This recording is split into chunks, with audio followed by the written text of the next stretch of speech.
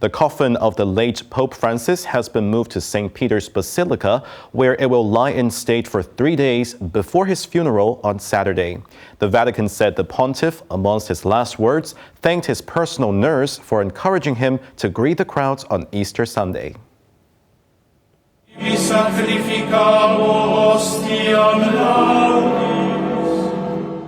Before the procession, Cardinal Kevin Farrell, the Camerlengo, led prayers and hymns for the late pontiff.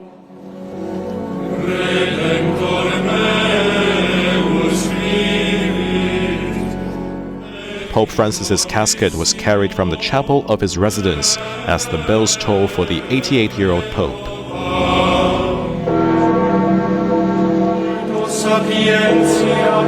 Thousands of mourners gathered in St. Peter's Square to pay their respects as the cortege passed.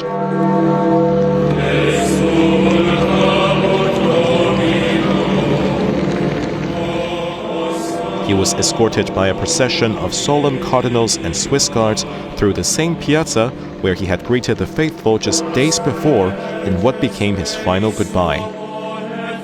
Arriving at St. Peter's Basilica, Cardinal Farrell presided over the rite of reception, blessing the open, red-lined wooden casket with holy water and incense.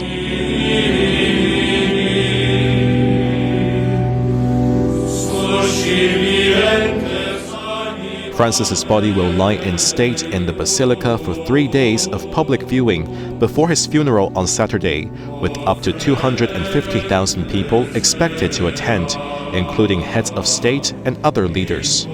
After the funeral, the coffin will be transferred to Rome's Basilica of St. Mary Major for burial, followed by 9 days of memorial masses.